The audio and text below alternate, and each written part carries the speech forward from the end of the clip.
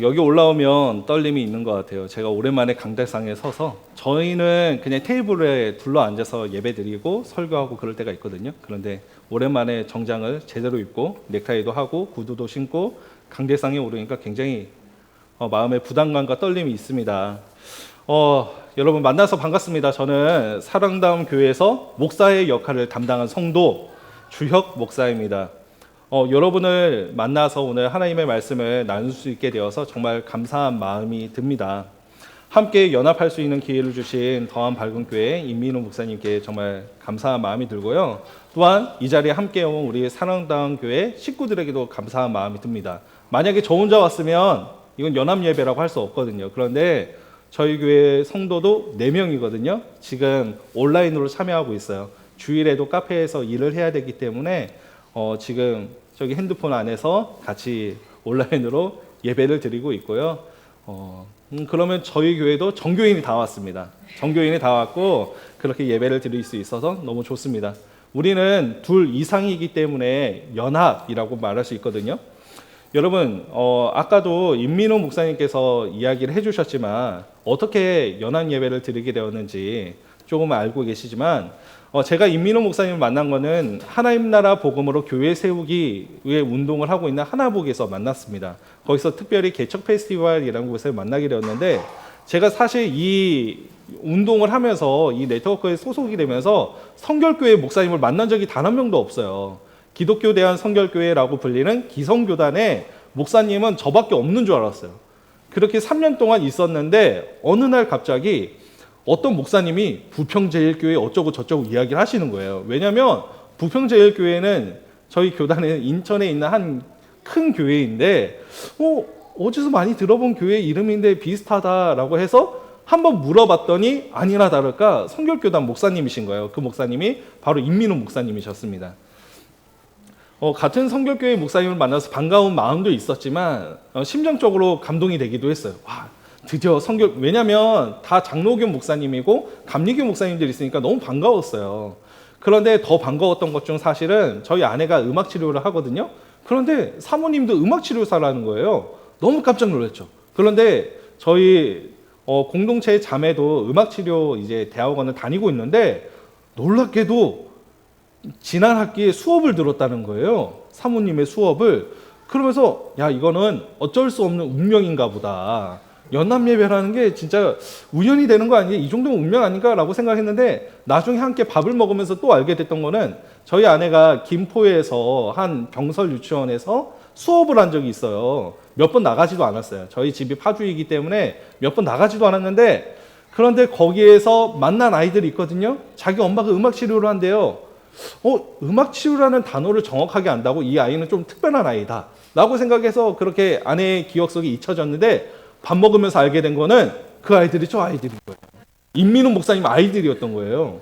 와, 김포에 얼마나 많은 유치원이 있어요. 초등학교가 있는데 신양초등학교의 병설 유치원에서 딱 이 아이들을 만났다는 게 야, 이 정도면 연합 예배를 드릴 수밖에 없구나. 그런 생각을 할 수밖에 없었습니다. 그런데 사실 뭐 이렇게 연합 예배 드리는 건 쉬운 일은 아닙니다. 하나복 모임이 끝난 지 얼마 안 됐을 때 임민우 목사님 전화가 왔어요. 전화가 와가지고 사실 마음에 조심스러운 마음이 있는데 저는 사실 전화 받는 걸로 좋아하지 전화하는 걸로 좋아하지는 않거든요. 굉장히 낯을 가리는 성격이라서 전화를 쉽게 못해요. 저는 어렸을 때부터 배달할 때 진짜 싫었어요. 왜냐하면 여러 번 연습을 해야 됩니다. 전화로 짜장면 시키려면 얼마나 어려운데.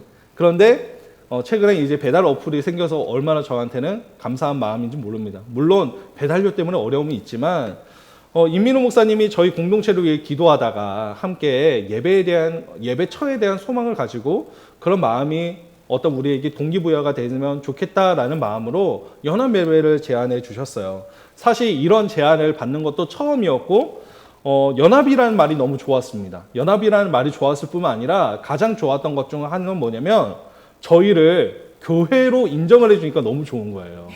왜냐하면 저희가 그동안 공간이 없이 예배를 드렸거든요.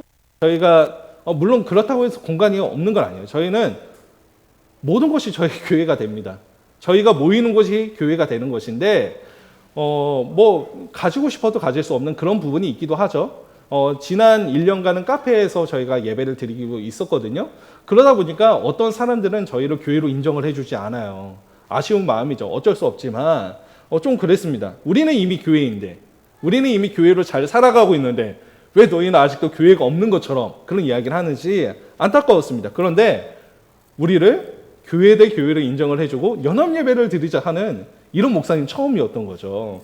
그래서 너무 감사한 마음이었고, 우리 공동체 지체들에게 나누었더니 무조건 보조 가야죠 라고 이야기하는 이야기를 듣고 이렇게 오게 되었습니다. 한 청년은 영종도에서 왔고요, 한 청년은 합정에서 왔고요, 그리고 저희는 파주에서 왔습니다. 각각 지역에서 거의 2시간이 걸려서 이 자리에 오게 되었는데 우리를 교회로 생각해 주니 너무 감사한 마음에 오게 되었습니다. 이렇게 말을 들으면서 저희 사랑도암 교회에 대해서 정말 간략하게 말씀드리는 게 좋을 것 같아서 두려움을 떨고 있네요. 진짜 간략하게 일지. 네. 사실 저는 공동체라는 말이 더 좋습니다. 공동체라는 말을 사용하게 되니 좀 이해를 부탁드립니다. 이것은 사실 저희 공동체의 시작과도 관련이 있어요. 저희는 2021년 1월, 저는 2020년 12월에 부목사 사임을 하고 이제 무작정 파주에 오게 되었습니다. 그런데 1월 어느 날부터 저희는 모이기 시작을 했는데 따로 건물이 있었던 것이 아니라 각자의 집에서 주일 저녁에 우리 같이 기도하자, 함께 나눔하자, 너희들 교회를 찾고 있으니까, 교회를 꿈꾸고 있으니까 우리 함께 모여서 주일 저녁마다 꿈꾸는 교회에 대해서 탐방을 해보고 이야기를 해보고 삶을 나누고 기도를 해보자 라고 해서 1월 달부터 시작이 되었습니다. 그렇게 해서 같이 기도하고 삶을 나누기 시작했고요. 그러다가 2021년 7월이 어느 날이냐면 코로나가 4단계로 격상이 되었던 시기예요. 여러분 기억하시나요? 수도권에서 갑자기 코로나가 4단계까지 마지막 단계에 이뤘던 시점이었어요. 사실 그때는 당시에는 굉장히 심각했던 재난이지만 저희 공동체가 예배로서의 모임으로 시작된 첫 출발이 되는 시점이기도 했습니다. 저는 2주면 끝날 줄 알았어요. 2주만 우리끼리 온라인 예배 드리면 될 줄 알았다라고 생각을 했는데 벌써 2년째 이렇게 예배를 드리고 있습니다. 코로나 때문에 교회가 약해진다라고 이야기도 하지만 사실 저희 공동체는 코로나 때문에 시작이 될 수 있었습니다. 온라인으로 예배 드렸기 때문에 만남이 정말 고팠어요. 그래서 저희는 만남을 추구했습니다. 만날 수 없으면 어떻게든 만나려고 노력을 했고요. 지부를 찾아가든지 아니면 근처로 가든지 계속해서 만나려고 노력을 했습니다.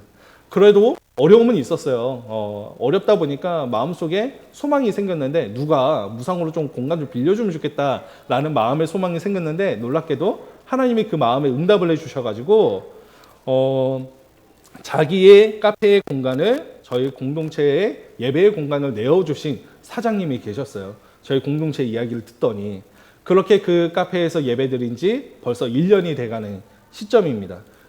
물론 가깝진 않았어요. 고양시 벽제거든요. 영종도에서 고양시 벽제까지 가면 어려워요. 서울에서도 마찬가지고 파주에서 마찬가지고 다 2시간씩 걸려서 와야 되는데 거리적인 부분도 있고 저희가 예배를 드리면 보통 몇 시에 끝날까요, 여러분?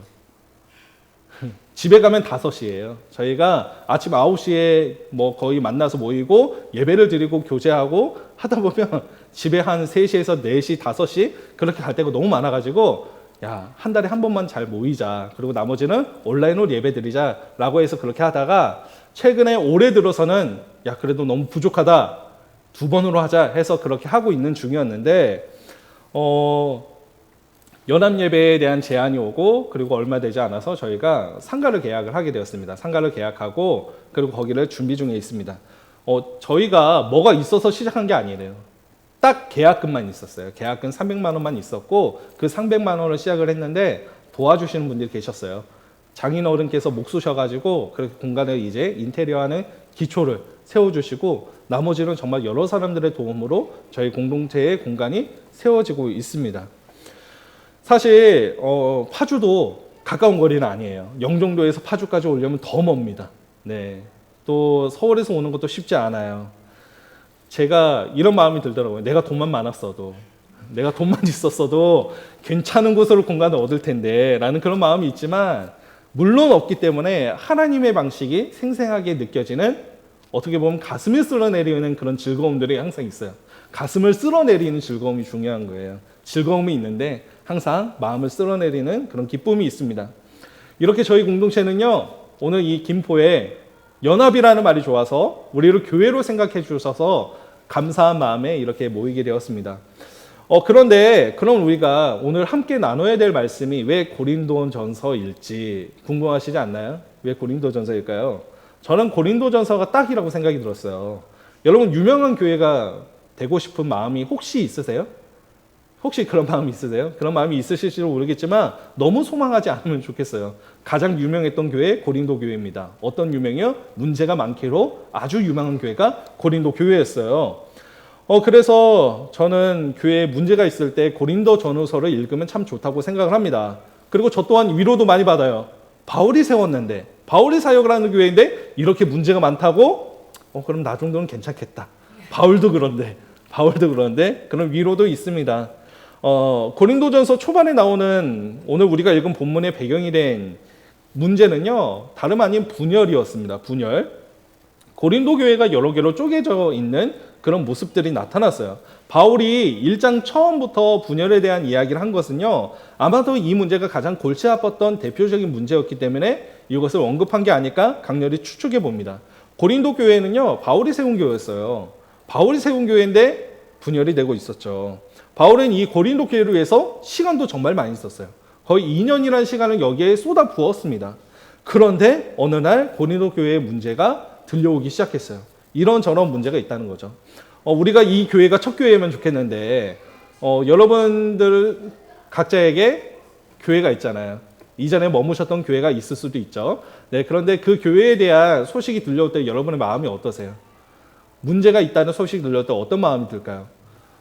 그 교회를 애정으로 마음에 담고 있는 사람이라고 한다면 사실 안타까울 거예요. 나의 모교회인데, 내가 자랐던 어린 시절의 그 교회들인데 문제가 있다는 교회가 들리면 당연히 마음이 좋지 않겠죠. 바울에게도 그런 심정이었을 것 같아요. 바울도 자기가 애를 쓰고 자기가 세운 교회인데 떠나왔을 때 그런 이야기를 들으니 안타까웠던 거죠. 바울의 마음이 타들어가는 것 같았던 겁니다. 그래서 이 고린도 교회에게 보내는 편지를 쓸 수밖에 없었던 거죠. 그런데 문제가 뭐예요? 누구는 바울 편이라고 하고, 누구는 아볼로 편이라고 하고, 누구는 게바, 베드로 편이라고 하고, 또 누구는 아니다, 우린 그리스도의 편이다라고 하는 그런 작태를 보면서 심각한 문제를 느꼈던 거죠. 여러분, 그런데 분열의 반대말이 뭔지 아세요? 분열의 반대말이 뭘까요? 연합이죠. 연합. 저는 여기서 무릎을 탁 쳤습니다. 연합이죠. 제가 이런 말을 진짜 해본 적은 없는데 이 말씀을 나누는 것에 강한 확신이 들었습니다. 여러분, 연합을 하면 어떻게 해야 될까요? 연합을 하려면 우리가 어떻게 해야 될까요? 이렇게 모여서 특별하게 특송도 하고 다른 목사님이 찾아와가지고 설교도 하고 그러면 자연스럽게 연합이 이루어질까요? 물론 이것들이 계기가 될 수는 있죠. 만약에 여러분의 집을 한번 생각을 해보세요. 여러분이 집에 손님을 초대했습니다. 그런데 그날은 특별하게 연합하는 날이에요. 그래서 손님에게 요리도 맡겨요. 요리도 맡겨가지고 맛있는 식사도 합니다. 그리고 나눠요. 그러면 자연스럽게 연합이 될까요? 사실 그렇다고 해서 연합이 되는 건 아니죠. 여러분, 그렇다면 성경적인 연합은 어떻게 해야지 가능할까요? 성경에서 말하는 연합은 무엇일까요? 여기서 알 수 있는 것은 뭐냐면 고린도전서에서 나오는 이 말씀을 통해서 분열에 반대되는 걸 하면 연합이 되지 않을까? 분열의 이유를 찾으면 연합할 수 있는 것도 찾을 수 있지 않을까? 라고 하는 거죠.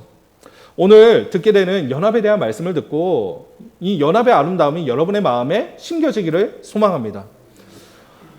사실 세 가지를 나누고 싶었는데 준비하다 보니까 한 가지만 나눠야겠더라고요. 세 가지 나누면 여러분 집에 오후 2시 정도에 돌아가실 수 있을 것 같아가지고 그러면 안 되잖아요. 안 되니까 우리는 이제 막 자라나는 밭이다. 밭에 대한 것만 이야기를 나누도록 하겠습니다. 1절에서 5절까지의 말씀인데 여러분 성경 펴놓고 한번 보세요. 여러분, 고린도 교회가 왜 분열했을까요?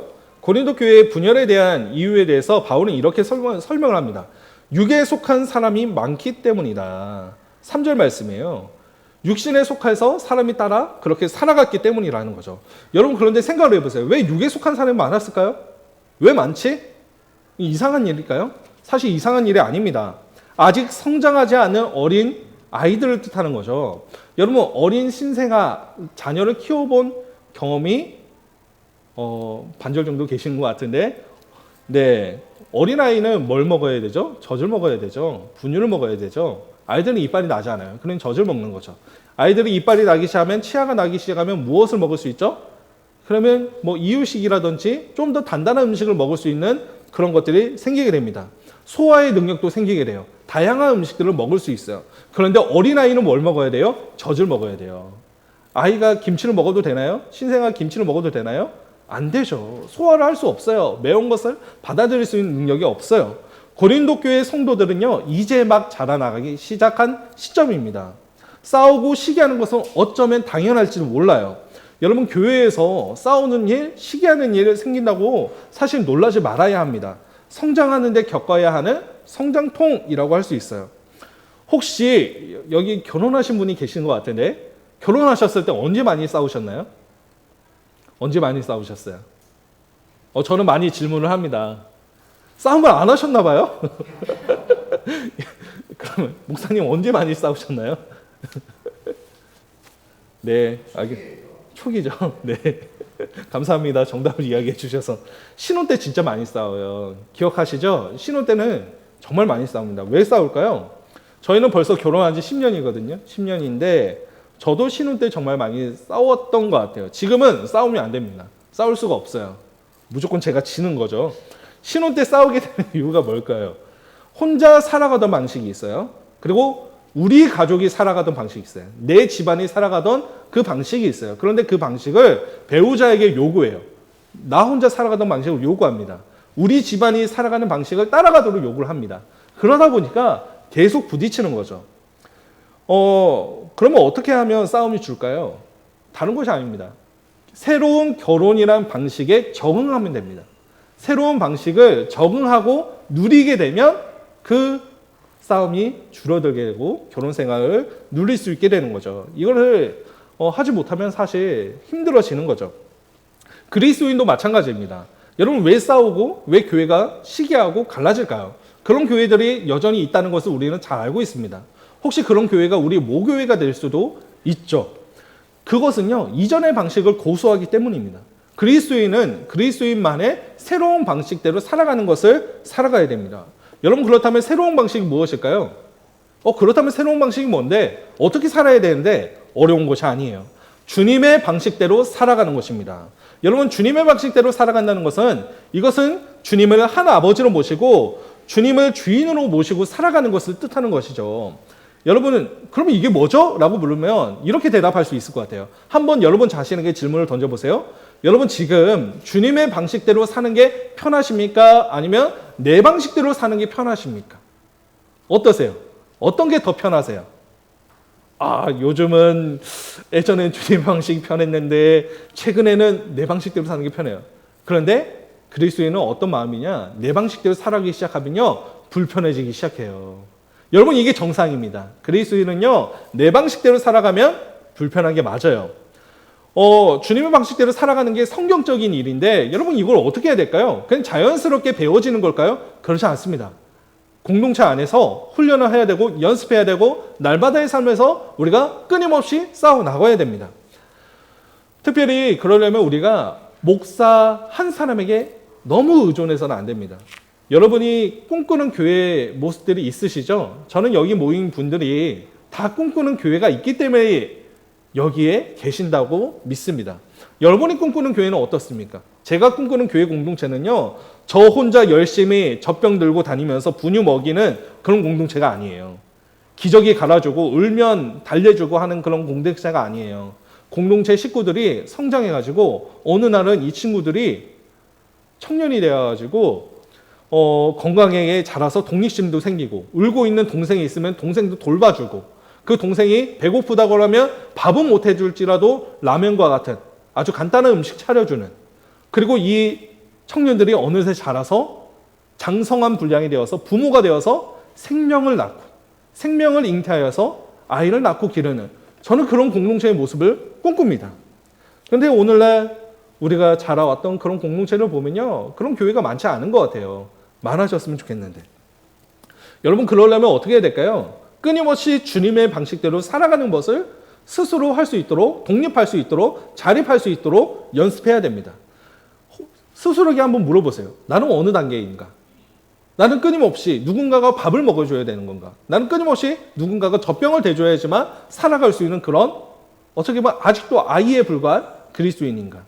아니면 어느새 나는 다른 사람에게 라면도 끓여줄 수 있는, 아니면 그거보다 더 이른 단계에 돼서 생명을 낳고 아이를 기를 수 있는.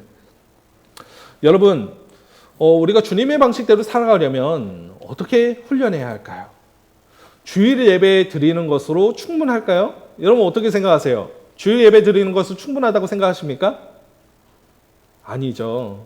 여러분, 주일 예배는 어떤 거냐면 마지막 최후 방어선입니다. 마지막 최후 저지선이에요. 우리가 삶을 살아가는 데 있어서 주일 예배를 빠지지 말라고 목사님들이 강조했던 이유는 뭐냐면 그게 마지막이에요. 그걸 넘어서면 더 이상 없어요. 그러니까 이 최후의 방어선이라도 유지하고 지키라고 주일 예배, 주일 성수를 강조한 것입니다.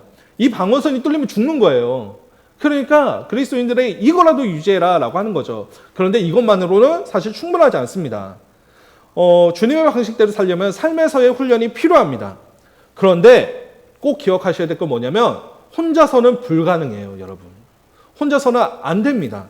왜 그럴까요? 우리가 만나는 이 깨진 세상이 어떻습니까? 여러분이 가서 살게 되는 그 직장, 여러분이 만나는 그 모든 공간 속은 어떤 곳이죠? 이 세상은 어떻습니까? 세상을 주님의 방식대로 살아가면요, 욕먹습니다. 이 세상을 주님의 방식대로 살아가면 욕먹을 뿐만 아니라 손해봅니다. 복 받는다고요? 주님의 방식대로 살아가면 정말 복을 받던가요?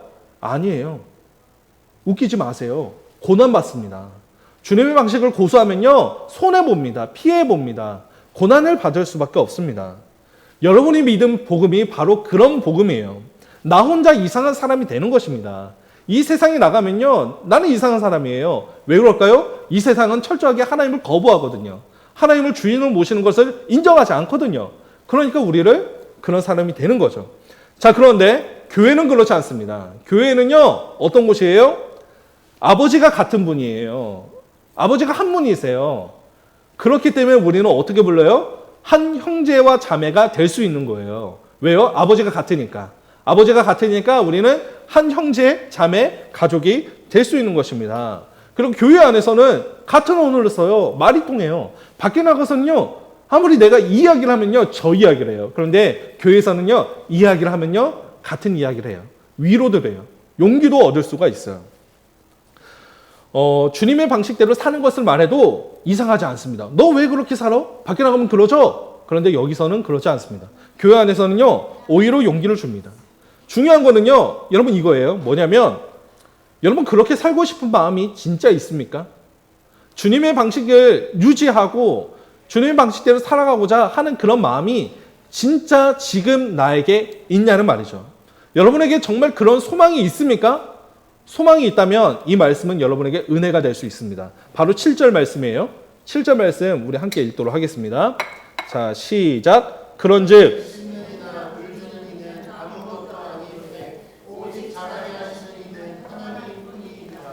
아멘. 여러분, 하나님이 여러분을 자라나게 하십니다. 하나님이 여러분을 성장시켜 나가십니다. 사실 심는 것도 물 주는 것도 수고하는 건 마찬가지죠. 그런데 바울은요, 아무것도 아니라고 합니다. 아볼로가 바울이 심고 아볼로가 물 주는 거 아무것도 아니다. 정말 대단한 게 뭐예요? 자라나게 하는 것이다. 여러분 혹시 화분을 길러보신 적 있으세요? 화분을 길러보신 거 아니라 화분을 죽여보신 경험이 굉장히 많으실 것 같은데, 그렇죠. 그런데 때때로 이 싹이 자라날 때 그 생명력을 보면 정말 감격이 있죠. 와, 어떻게 이렇게 성장해 나가지? 생명력에 대한 동경이 우리 가운데 있기 때문에 어떤 사람들은 화분을 기르는 거 굉장히 좋아합니다. 우리는요, 하나님이 자라나게 하는 밭입니다. 우리 스스로 자라나는 밭이 아니에요. 하나님이 여러분을 자라나게 하시는 하나님의 밭입니다. 하나님은 결코 우리를 그대로 두시지 않습니다. 나는요, 화분을 말라 비틀어 죽도록 내둔 적은 있지만 하나님은 우리를 말라 비틀어 죽도록 그대로 내버려 두시지 않으세요. 왜요? 우리가 믿는 하나님이 그런 분이십니다. 다시 자라나게 합니다. 왜요? 하나님이 여러분의 성장을, 여러분의 성숙을, 여러분의 자라남을, 여러분의 건강한 성숙을 누구보다 기대하시고 기뻐하시기 때문이에요. 여러분, 걸어야 되는 아이가 걸음마를 시작하는 기쁨이 있습니다. 말을 해야 되는데 말을 못해요. 그럼 부모는 걱정해요. 근데 이 아이가 그런 걱정 가운데 있을 때 어느 날 아빠, 엄마를 불러요. 너무 감격스러운 거죠. 마찬가지로 하나님은요, 우리가 걸어야 될 때 걷는 것을 기뻐해요. 우리가 말을 해야 될 때 말할 때 기뻐하세요. 하나님은 당연히 여러분의 성장을 기뻐하세요. 그게 아버지의 마음입니다. 부모의 마음이라는 거죠. 그런데 우리들의 공동체는요, 이제 막 자라나기 시작한 밭입니다. 큰 밭을 바라볼 필요가 없어요. 다른 밭을 볼 필요가 없습니다. 그리고 밭에는요, 그렇게 대단한 게 필요하지 않습니다. 가장 기본이 되는, 가장 필수가 되는 것이 필요합니다. 그게 뭘까요, 여러분? 예수 그리스도. 큰 밭도 동일하죠. 예수 그리스도이십니다. 예수 그리스도라는 신령한 점만 우리에게 필요할 뿐입니다. 우리가 주님의 방식대로 살아갈 때 여러분 너무 많은 걸 생각하지 마세요. 내가 뭘 해야겠다 생각하지 마세요. 예수 그리스도를 추구하십시오. 예수 그리스도를 따라가십시오. 제가 지난주에 임민우 목사님의 말씀을 들었어요. 요한복음 말씀을 들었는데 이렇게 말씀하시더라고요. 하나가 될 수 있는 것은 누구 때문이에요? 예수 그리스도 때문이다. 이미 연합을 말씀하시더라고요. 하나가 될 수 있는 건 예수 그리스도 때문이다. 우리가 자라날 수 있는 것도 예수 그리스도 때문입니다. 우리가 연합할 수 있는 것도 오늘 여러분 왜 우리가 모였나요? 이름이 더함이라서 사랑 더함 밝은 더함이 들어가서 우리가 교단이 같아서 그런 영향이 없지 않아 있을 게 있죠. 그런데 가장 큰 거는 예수 그리스도 때문입니다. 예수 그리스도 때문에 우리가 지금 이렇게 모일 수 있는 것이죠. 정말 중요한 거 그런 마음이 있냐는 거죠. 우리 안에 예수 그리스도가 있을 때, 이 깨진 세상 속에서 어떻게든 주님의 방식대로 살려고 하는 그런 마음이 있을 때 우리는 하나 될 수 있습니다. 성장할 수 있습니다. 하나님은 그런 마음이 있는 우리를 반드시 자라나게 하실 것입니다. 생명력은 기억하십시오. 우리에게 없습니다. 누구에게 있습니까? 하나님께 있습니다. 하나님이 여러분의 생명력입니다. 첫 번째가 끝났는데 사실 두 번째, 세 번째도 이야기하긴 해야 되거든요. 반만 말하면 아쉬우니까. 건물과 동역자까지 이야기해야 되는데 그래서 많이 결론적으로 이야기를 드리면 옛날 바울이 살던 시대에는요, 고린도에 유명한 건축물이 있었습니다. 기부한 사람의 이름이 거기에 이름에 새겨져 있었어요. 그러다 보니까 바울이 고린도 성도들을 향해서 뭐라고 얘기하냐면 너희는 하나님의 집이다. 하나님의 건물이다. 하나님의 건축물이다. 세번역 성경에는 하나님의 건물이라고 나오거든요. 왜 이렇게 말을 했냐면 너희는 바울의 건물이 아니야. 아볼로의 건물이 아니야. 너희들이 하나님의 건물이야. 라고 주장하지 않는 거예요. 공동체가, 교회가 자기 것이 아니라고 바울이 고백하고 있는 것입니다. 여러분, 여기에 진짜 잊지 말아야 될 놀라운 진리가 숨겨져 있습니다. 뭐냐면 누가 건물입니까? 누가 집입니까? 바울은 말해요. 너희가 건물이다. 죄송합니다. 이 공간이 교회가 아니에요. 여러분 자신이 건물이고 여러분 자신이 교회다라고 말하고 있는 것이에요. 왜 그럴까요? 여러분이 하나님을 한 아버지로 모시고 있고 주님의 방식대로 살아가려고 한다면 여러분이 교회고 여러분이 건물이 되는 것입니다. 그런데 저는 그 건물에 지금 한 달째 인테리어를 하고 있는데 이렇게 돈과 에너지를 시간을 쏟아 부을 때마다 하나님이 계속해서 저에게 브레이크 거는 부분이 있어요. 저에게 계속 알려주시는 게 뭐냐면 야, 그거 교회 아니야. 내가 이렇게 노력을 하는데 나의 시간과 나의 에너지를 쏟고 있는데 그럴 때만 떠오르게 하는 부분이 있어요. 뭐냐면 저희 공동체 식구들이 떠오르게 하세요. 너 그렇게 돈 쓰고 있니? 그 건물에 투자하는 만큼 너 투자하고 있니? 시간을 쏟고 있니? 그렇게 물어보시는데 제가 할 말이 없더라고요. 처음으로 빨리 끝내야겠다는 마음이 들었어요. 너무나 여기에 시간 쏟아붓지 말자. 건물인데. 이거는 진짜 말 그대로 건물인데 진짜 건물은 공동체인데 여기에 시간 들여야 되고 여기에 마음을 쏟아야 되고 여기에 물질을 쏟아부어야 되는데 나는 너무 많이 메워있대. 벌써 한 달 하고도 한 3일 정도 더 하고 있어요. 여러분, 그리고 또한 동역자라고 말씀을 하고 있는데 동역자는요, 왜 동역자일 수 있냐면 동역자는 한 가지 일에 목표점을 두고 있기 때문이에요. 바울과 아볼로가 아무것도 아니라고 하고 자라나게 하시는 분은 하나님이라고 말할 수 있었던 이유는 뭐냐면 바울과 아볼로는 한 가지 목표를 두고 있었어요. 그들이 경쟁 관계가 아니라 목표가 될 수 있었던 거는요. 성도가 자라나게 하는 거, 거기에만 관심이 있었던 거예요. 자기들은 아무 상관이 없는 거죠. 역할만 달랐을 뿐인 거죠. 우리도 마찬가지입니다. 심는 이도 물 주는 이도 동일한 목표를 가지고 있을 때 우리는 동역할 수 있어요. 오늘 우리가 처음 만났지만 처음 만난 우리들이 함께 동역할 수 있는 이유는, 동역할 수 있는 방법은 우리가 이 세상에서 주님의 방식대로 살아가고자 하는 그 마음을 가지고 살아간다면, 그것이 있다면 오늘 우리는 동역자라고 말할 수 있습니다. 이제 말씀을 맺으면 함께 기도했으면 좋겠어요. 연합은요, 자연스럽게 되는 것이 아닙니다. 이렇게 연합 예배 한번 드렸다고 해서, 제가 다른 사람 목사님 와가지고 설교한다고 해서, 특동한다고 해서 연합이 되는 것이 아닙니다. 그런데 이 세상 속에서는요, 주님의 방식대로 살아가고자 할 때 오늘 우리는 연합할 수 있는 거예요. 그리고 우리는 이러한 연대가 정말 절실합니다. 왜 절실하냐면요, 이 세상이 악하기 때문이죠. 이 세상이 깨져 있기 때문이죠. 언어가 통하지 않아요. 말이 통하지 않아요. 도저히 너무 밖에 나가면요, 나만 이상한 사람이 되는 것 같아. 연합이 필요한 거죠. 작은 교회들에게도 연합이 필요한 이유는 바로 이것 때문이죠. 끊임없이 거대함을 추구하는 이 세상 속에서 우리는 이러한 연대가 절실합니다.